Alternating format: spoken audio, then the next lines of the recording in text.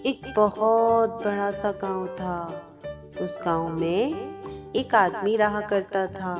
वो आदमी नमक का कारोबार किया करता था और रोजाना नमक की बोरियां अपने गधे पर लादकर शहर में बेचकर आया करता था।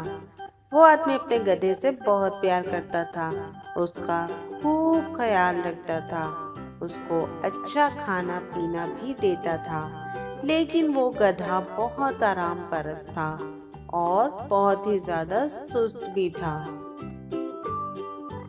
एक दिन वो आदमी नमक की बोरियां गधे पर लादकर शहर बेचने के लिए जा रहा था कि रास्ते में एक नदी आई। जब गधा और उसका मालिक दोनों नदी पार करने लगे तो गधे का पांव एक पत्थर से टकराया और गधा नदी के अंदर गिर गया। लेकिन गधा जैसे ही नदी में गिरा वो सारा नमक भी पानी के अंदर जाकर घुल गया।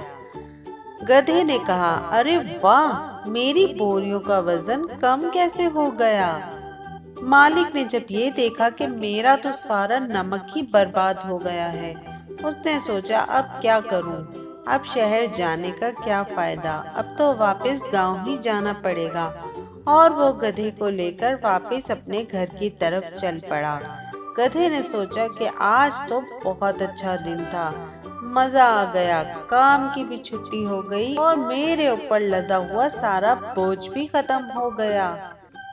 अगले दिन उसके मालिक ने फिर से उसके ऊपर नमक की बोरियां लादी और फिर से शहर की जानिब उसे लेकर चल पड़ा। जैसे ही वो दोनों नदी के पास पहुंचे तो गधे ने सोचा कि कल तो मैं गलती से गिर गया था, क्यों ना आज मैं जानबूझकर नदी में गिर जाता हूँ। काम से भी छुट्टी हो जाएगी और इस बोझ से भी मेरी जान छूटेगी। और वो फिर से नदी में गिर गया। अब ये गधे का रोज का मामूल बन चुका था। वो जैसे ही नदी को पार करने लगता और वैसे ही वो नदी में गिर जाता था और उसका सारा नमक घुल जाता था। अब तो उसके मालिक को उस पर बहुत गुस्सा आने लगा और उसे उस पर शक हो गया कि ये गधा जानबूझकर पानी में गिर जाता है।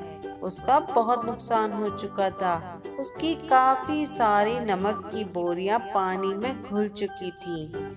मालिक के जहन में उस गधे को सुधारने के लिए एक तरकीब आई।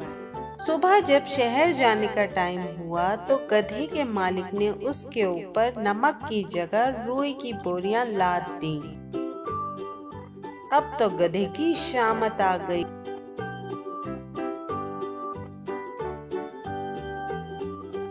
गधे ने फिर से वही हरकत की और नदी पार करते हुए नदी में गिरने का ड्रामा किया। और जैसे ही वो पानी में गिरा उन रुई की बोरियों में पानी भर गया और वो बोरियां बहुत वजनी हो गई। गधा हैरान हो गया, अरे ये क्या, मुझसे तो उठा भी नहीं जा रहा, आज ये क्या हो गया। लगता है मेरे मालिक को मुझ पर शक हो गया है। और उसका मालिक जोर जोर से हंसने लगा। उससे कहा कि तुम मुझे बहुत दिनों से बेवकूफ बना रहे हो, आज के बाद ये सब कुछ नहीं चलेगा। और गधे को समझ में आ गई कि काम चोरी करने से सिर्फ नुकसान ही होता है और गधे को समझ में आ गई कि अब ये सब कुछ नहीं चलेगा और उसे अपना काम ईमानदारी से करना ही पड़ेगा।